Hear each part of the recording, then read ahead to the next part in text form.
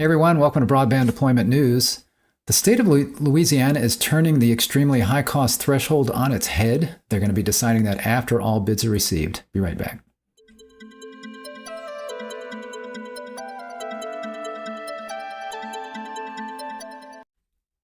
Thanks for joining me. Rick Husey here with Broadband Deployment News. So I thought this was interesting, kind of a unique way of looking at this. So I was going to read through this story and then also look at the initial proposal, Volume 2 for Louisiana, just some parts of that where they're discussing the high cost threshold. So you see here, Broadband Director says Louisiana will be tech neutral on BEAD. Say what?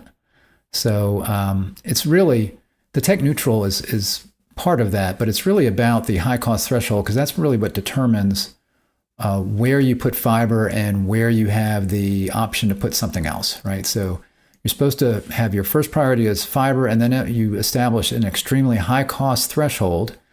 And whatever that, anything that's over that threshold, you then can consider other types of technologies like fixed wireless, for example. So they're doing it a little bit differently rather than trying to do that up front. So we'll look through this. When Telecompetitor interviewed Vineeth Iyengar, Executive Director for ConnectLA, Louisiana's broadband office, late last month, we asked him a question we've been asking virtually all state broadband officials.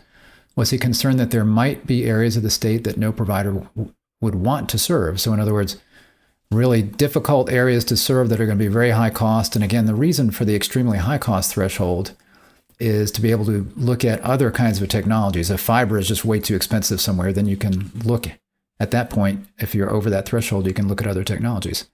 His answer came as a surprise. He says, we're not concerned. It's all how you design the program. We will create as much competition as possible. Part of it is we're technology neutral. The state, which will receive $1.3 billion in BEAD funding, will accept applications for providers planning to use fixed wireless access or even satellite services, he said. So they'll consider it. They will accept those applications. That doesn't necessarily mean that they're going to pick those, but they are going to make that call towards the end of the process. Those plans might seem to be at odds with BEAD program rules that call for awardees to deploy fiber broadband except in extremely high-cost areas, where awardees will be able to use fixed wireless access and certain other technologies, but not satellite broadband. And actually, even satellite broadband is something that could be used if you don't have any other options. Iyengar's comments are particularly surprising considering that the NTIA, which is administering the BEAD program, already approved Volume 1 of Louisiana's initial BEAD proposal. Indeed, Louisiana was the first state to gain that approval. I don't know if this new concept was in the first proposal. I believe that was in the second one. I didn't look at the first one, though, so I can't say that for sure. So what gives? The answer relates to how Louisiana plans to define high-cost areas. It says, we will define it at the end of the bid process. We don't want to be boxed in. Another area where Louisiana is thinking outside the box involves resilient infrastructure, where Iyengar sees a means of avoiding loss of life during hurricanes and other emergencies. And they are in kind of a unique situation there. Not that unique. Florida has hurricanes. Obviously, Texas has hurricanes. But Louisiana does seem to be in an area that's not only has hurricanes, but it's also very low. For example, New Orleans, some areas that are very susceptible to flooding during hurricanes, those kinds of things. Volume 2 of the state's initial proposal, which is currently under review by NTIA, calls for funding applicants to get extra points if their plans call for at least 90% buried fiber plant. And of course, that's going to dictate how much fiber you can put out there. Now, this is a scoring. It doesn't say you have to do buried fiber, but if you can do that feasibly, economically, then your application will be scored higher. But that's going to increase the cost of these deployments because it's much less expensive to do aerial fiber as opposed to burying that. The state also proposes to award extra points for applicants that propose the deployment of new wireless towers if deployment plans meet certain requirements, such as using galvanized steel poles anchored to structural concrete pads and designed to meet certain wind load standards, again, being in a state that is hit by hurricanes now and then. Perhaps most ambitiously, the proposal also calls for awarding funding for mobile infrastructure in areas lacking 3G or faster service. The state finds that a lack of at least minimal 3G service poses an extreme risk to local communities from weather emergencies and other climate-driven natural disasters, the proposal says. So again, during those kinds of weather situations, could be some infrastructure is down, and if you've got mobile service, that can certainly help. residents as well as first responders. So another thing they're trying to put in there is this resiliency.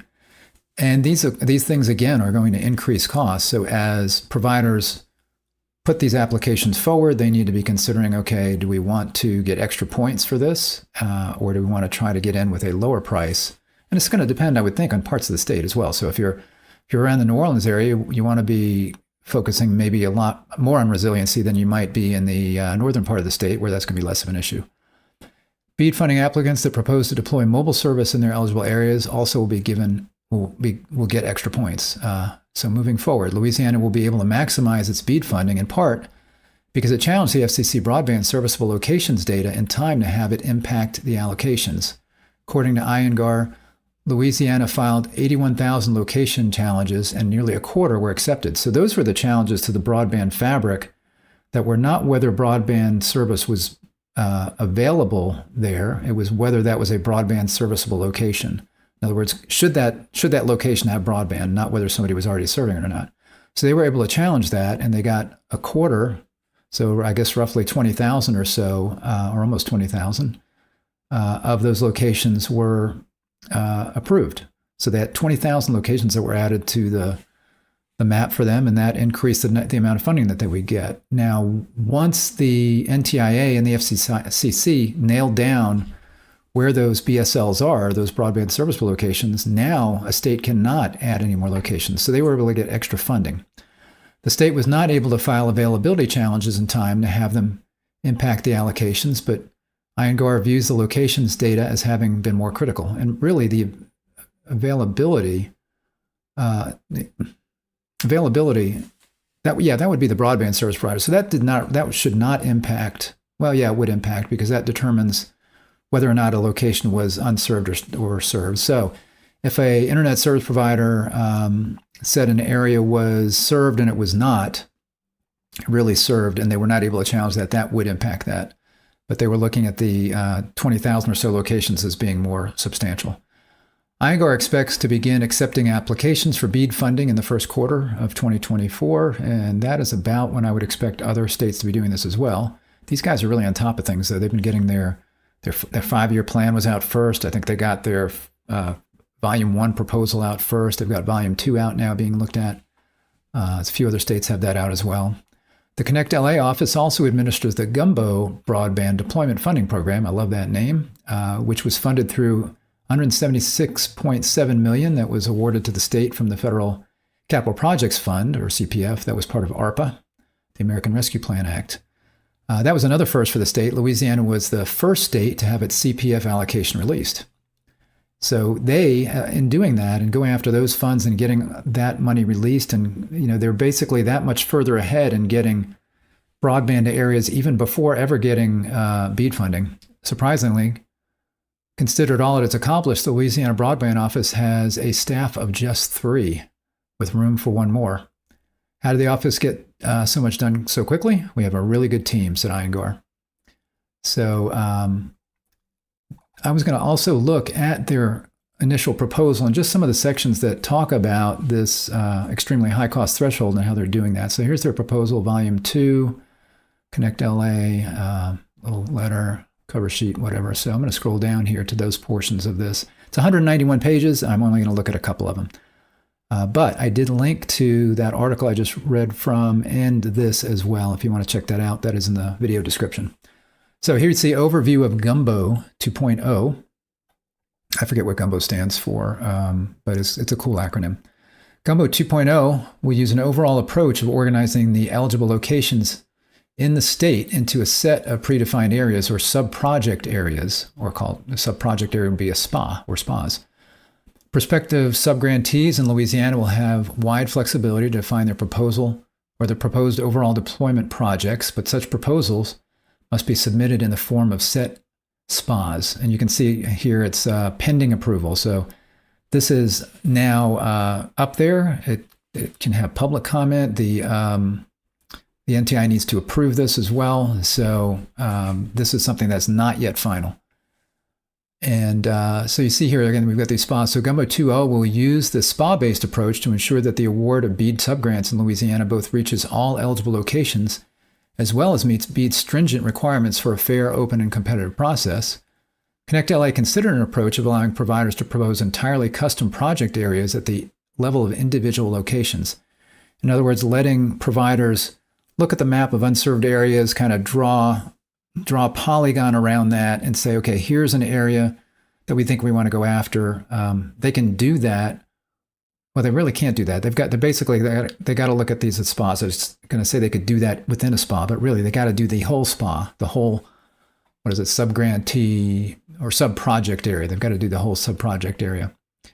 So they considered that, but they concluded that in Louisiana, this approach would create significant risk that large numbers of locations would not benefit from a truly fair, open, and competitive award process, or at worst, would receive no sub-grant proposal at all. In other words, if service providers in the state picked and chose certain areas, there could be other areas that nobody wants to do. Maybe there's let's say there's a spa, right? But if somebody could pick and choose a portion of that, there could be a section of that nobody wants to do that just gets left behind. So they want to make sure that they define what areas there are, and that somebody, if they're going to sign up and bid for that, they've got to do that entire area. So instead, every eligible location in Louisiana will be included in a spa.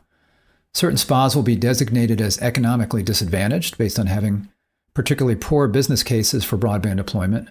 These spas will receive additional scoring weight in order to create an incentive for providers to serve these traditionally left behind regions of the state. So Louisiana is going to say these particular areas are low income. It's going to be harder for somebody to make a return on that because there are going to be fewer customers that are willing or able to afford broadband. In addition, to mitigate the significant climate resiliency risks, Louisiana faces certain mandatory infrastructure hardening requirements, such as a requirement for use of buried fiber, as well as the opportunity to make supplemental communications resiliency commitments to areas lacking the baseline mobile broadband service necessary for emergency communications for certain areas. So again, that was just mentioned in the article. To the extent feasible, higher cost locations that are traditionally left behind will be bundled with more desirable eligible locations within overall spas. So what they're saying there is, and that makes sense, is you can have some really hard, expensive, or again, maybe less able to get a return on investment, but they want to make sure they have more desirable locations in there so that somebody is willing to step up to the plate and do that particular spa. To begin Gumbo 2.0, ConnectLA will release pre-qualification requirements to interested prospective sub-grantees, as well as the initial proposed list of spas. So that's the first thing that happens, is they will send the pre-requirements to those interested, and they will then know where these spas are and whether they want to, they can look at whether they want to look at those and serve those. ConnectLA will release the final list of spas no later than 30 days after the end of the commitment period. At the time of this final release, the description of each spa will also include a reference amount of BEAD funding that ConnectLA for that spa in round 1 of the Gumbo 2 process. These reference funding levels will be assigned using the per location funding need values made available to Louisiana by NTIA. And I'm not familiar exactly with what that is, but it sounds like they've kind of got a reference level of what those values should be from the NTIA. Specifically, the state will use the sum of the per location greenfield FTTH NPV values for eligible BSLs, broadband serviceable locations, within a spa as a default reference funding level, and then we'll make certain adjustments if needed to ensure that as many spas as possible receive initial interest. Upon release of the final spas, ConnectLA will open the pre-qualification filing window for interested prospective sub-grantees, excuse me. So they're going to release the spas. Everybody gets a chance to look at them, and then after that, they'll open up the filing window, pre-qualification filing window. So this is a pre-qualification. The pre-qualification window will be open for 2 weeks. Prospective sub-grantees will be notified after the closing of this window whether they've been deemed qualified, with a target of making all final qualification decisions within 30 days. These qualification decisions will permit an approved entity to participate in the Gumbo 2.0 sub-grant application process, but the state reserves the right to reassess that as far as qualifications, capabilities, those kinds of things. So the first thing they do is anybody who's interested can say, hey, we're interested, raise their hand, we've looked at everything, but then they need to provide information that they are indeed qualified to do this. Qualified prospective sub-grantees will then have the opportunity to submit a Round 1 application. A Round 1 application must include the list of SPAs included in the application, the amount of BEAD funds requested, the proposed technology type for the project, and additional primary and secondary application elements, including plans for affordability, fair labor practices, deployment timelines, speed of network, and the budget and technical plan for deployment to the eligible locations included in the application. So a lot of that's required under the Notice of Funding Opportunity, including these, the fair labor practices and affordability, those kinds of things. Note that ConnectLA will not specify an extremely high cost per location threshold cost in advance of Round 1, as the state strongly encourages the broadband participation of non-fiber technologies and providers in BEAD 2.0. Given the diverse range of needs throughout the state, the Round 1 application window will remain open for 2 weeks. So they're encouraging people to submit applications, and I wonder if a provider could submit 2 applications. Maybe they could submit a fixed wireless application and a fiber application for the same area. Obviously, the cost would be different, but they're trying to encourage, as they say, broad participation of non-fiber technologies. So that could be fixed wireless. I don't think anybody would submit satellite at this time or during this process here, but they're saying they're even open to that. And I don't know how you submit satellite. I mean, who's going to submit that? Would that be Starlink? And what are they going to submit? The satellite's already up there. I don't know. I don't know how that works. After Round 1, only limited information will be provided to prospective sub-grantees in order to maximize competition and minimize the risk of indirect collusion and coordination. So they're going to keep it fairly quiet, close to the vest there after Round 1. In Round 2, all remaining unawarded Round 1 applications will automatically be pulled forward and may not be withdrawn.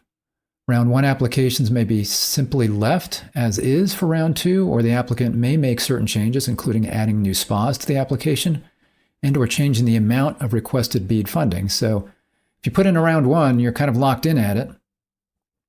I should say you're locked in bidding. However, you can change certain things about your application in Round 2. So you can go ahead and, as it mentions here, you can add new SPAs, or you can change the amount that you're requesting for BEAD funding. So if you think you need to ask for more, or maybe you want to ask for less, if you think you can ask for less and maybe have a better chance of winning, those kinds of things. Any Round 1 applicant may also propose new Round 2 applications exclusively comprising SPAs that did not receive any applications in Round 1. So I guess there'll be a list of SPAs where nobody was really interested, and anybody who was in Round 1 can then go ahead and put in a bid for that. It doesn't sound like maybe if you did not participate in Round 1, I don't think you could then step in as somebody who was not already approved. I think you have to be an approved applicant, and then you can do that if you had participated in Round 1. ConnectLA has designed this 2-round approach to address the unprecedented policy challenge posed by the BEAD program, how to reach 100% of eligible locations via a single sub-grant process with a total budget that is potentially sufficient for the task, in contrast to prior broadband programs primarily focused on taking the next bite out of the problem by awarding a limited tranche of funds to certain projects, but without any plan or expectation of achieving full coverage. So that's a good point. In the past, whatever the funding type was, whether it was BIP or CAF2 or RDOF or USDA or ARPA or whatever, it's always like, okay, we got this huge problem. Here's some money. Go use it as best you can, but we know you're not going to be able to cover everybody in the state. Well, this particular program, the goal is to cover everybody in the state. So that is kind of a unique situation here. In other words, the most important design question for Gumbo 2.0 is not, does Louisiana have enough funding on paper, but rather, what can Louisiana do to ensure that all eligible locations attract high-quality sub-grant proposals that all can be funded within the total BEAD budget? With that goal in mind, the purpose of Round 2 in Gumbo 2.0 is to advance two interrelated objectives. Number 1, to establish a best and final offer mechanism by which competition for overlapping applications in Round 1 can result in more efficient BEAD funding awards by the state in those high-demand areas. And number 2, to provide a second bite at the apple with greater funding availability for any areas passed over in Round 1 if providers initially view the Round 1 available funding as insufficient. So again, you've got high demand areas, places where people go, oh yeah, I can make this work here, and I can put in a pretty good bid. You've got difficult areas where it's going to be harder to get people to bid. So they're trying to cover both of those things and yet make the best use of their funding. Let's see. Where was I? A key benefit of this approach is that after reviewing the round one applications, ConnectLA will possess a much clearer view of the actual demand profile for subgrants. In other words, yeah, now we'll know who wants what and what areas are popular, such as which areas of the state have received high quality round one proposals and what the likely funding requirements will be for those areas, allowing a much stronger final attempt by the state in round two to create maximum opportunity and incentive for proposals in hard-to-serve areas that are typically left behind by traditional funding programs. So they're going in this, and they hope that after round one, they'll have a much clearer view of who wants what areas, and more importantly, I think, which areas nobody wants. Round two applications will then be selected for funding as follows. First, all fiber applications will be scored using the scoring rubric described below. I won't go into that, but with deconfliction of overlapping fiber applications resolved. In other words, the initial set of selections or sections will consider only fiber proposals, thereby implementing the BEAD no-FO requirement that priority broadband projects receive preference. So in the round two applications, wait a minute here, round two applications will be selected. So first they're going to look, basically they're looking at fiber first. Even in round two, they're looking at fiber first. Next, all non-fiber applications available for SPAs not already selected for fiber proposals will be scored and deconflicted in the same fashion.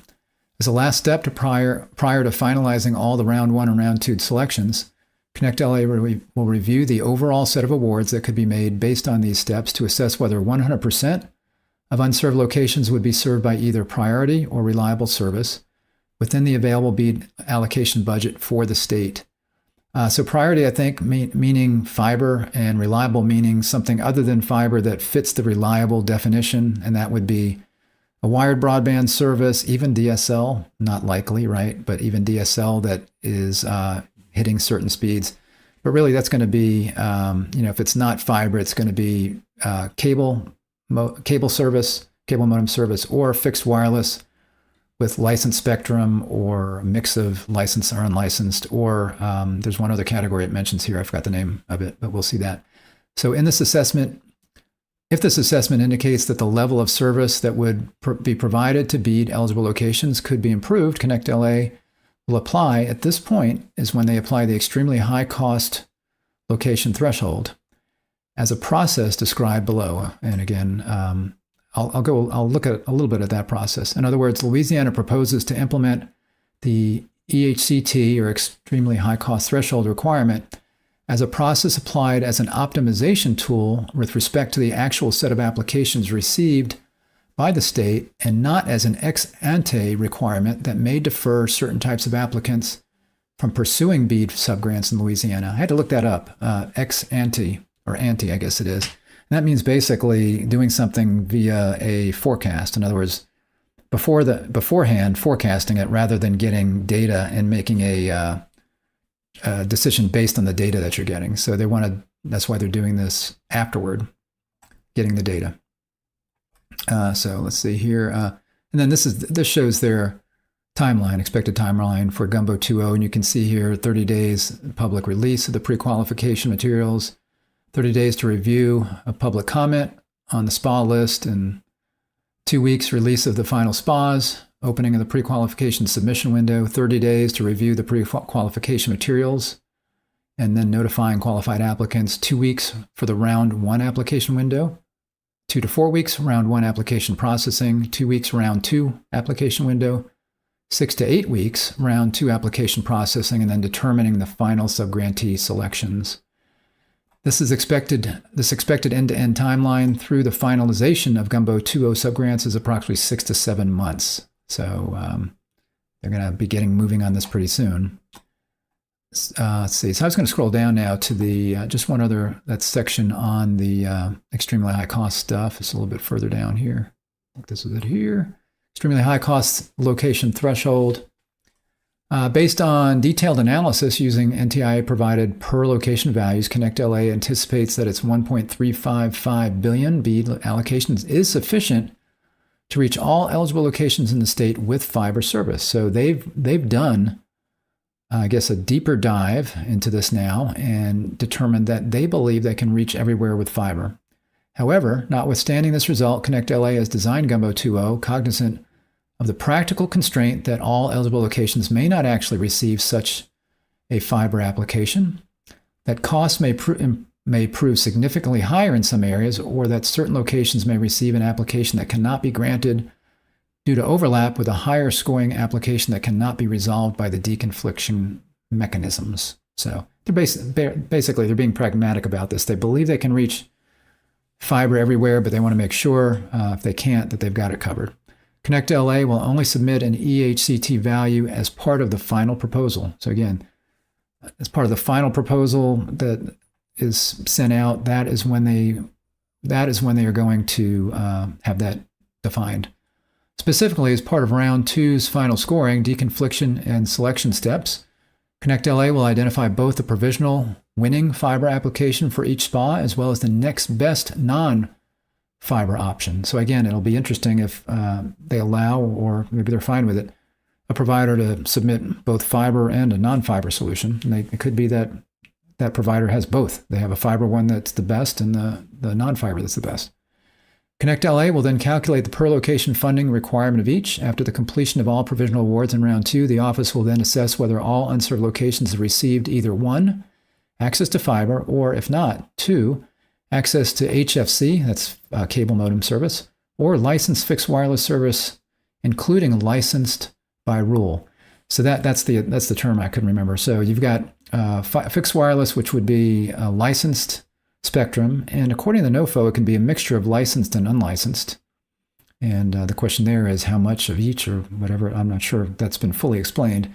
And then licensed by rule, that I believe refers to something like CBRS technology, which if you can have a priority access license for that, but you can also have a general access license. It is not exclusive to you. It is shared among other folks, but there is a sharing mechanism that is supposed to allow resolution to any conflict as far as spectrum interference, that kind of thing. So I believe that's what license by rule is. If a material number of unserved locations remain without access to fiber, HFC, or licensed fixed wireless broadband, the state will then review all fiber awards in order of most expensive to least expensive per location. If at any potential EHCT level, defined as $1 less than the cost per location of a given fiber application. That's kind of confusing. Not sure what that means. Non-fiber applications could instead be selected that would result in materially more unserved locations receiving reliable service than otherwise would. Again, reliable, including fixed wireless licensed. That value will be selected by the EHCT, and certain provisional fiber awards above the selected EHCT level may be selected in favor of a non-fiber award, if that result would be to materially expand the number of unserved locations receiving higher quality service.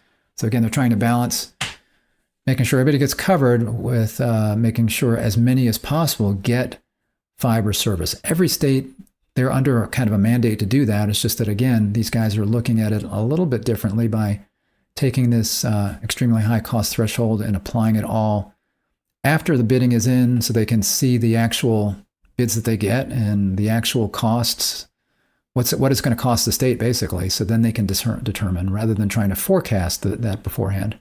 ConnectLA will consider relative scoring as an important factor, but will place the greatest emphasis on the goal of maximizing coverage of unserved locations with the best available technology. That is the goal of BEAD.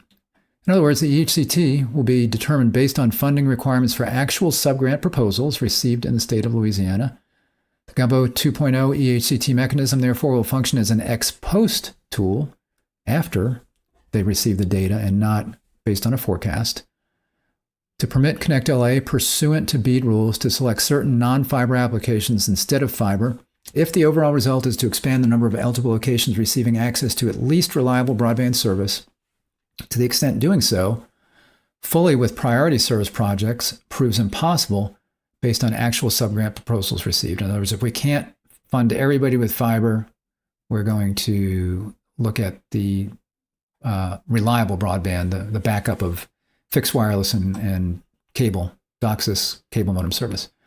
To be clear, ConnectLA will always prefer a priority fiber project unless the decision not to select a given fiber project results in significantly more eligible locations receiving service from the best available technology, given the total pool of sub-grant proposals. ConnectLA also emphasizes the selection of an EHCT value at a certain level merely permits the state to select a non-fiber application in a given overlap scenario, meaning that other fiber projects, even with a cost per location higher than such EHCT, in many cases still would be selected. So in other words, they still may deploy fiber in an area if that cost is over the EHCT, if it makes sense. So again, they're leaving some flexibility there. I think that's a good idea.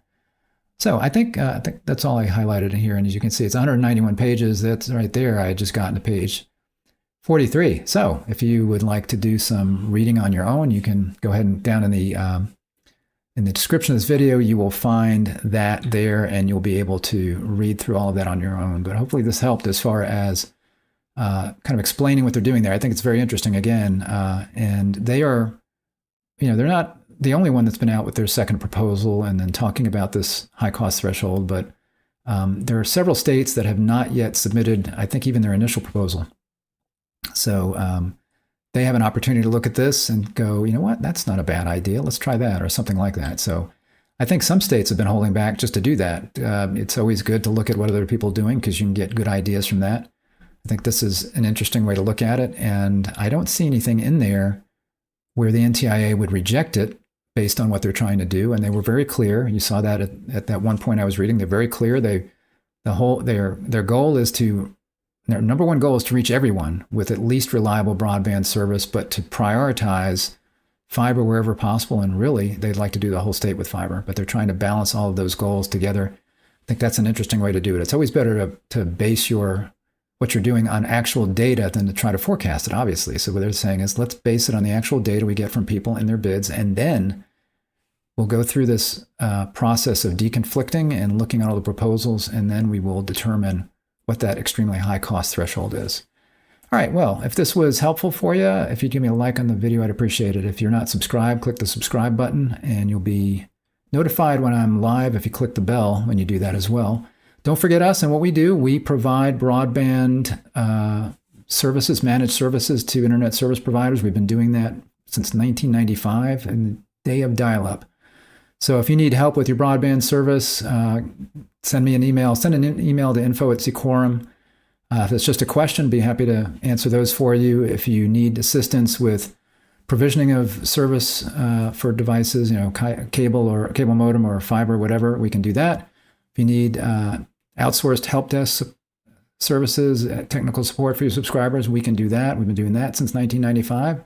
Obviously, that's changed over the years with going from dial-up to cable to fiber, but we do all types of technologies there 24/7 or whenever you need us, and all kinds of other services. You can check us out there at zquorum.com. So thanks for joining me today. I'll see you next time. Bye-bye.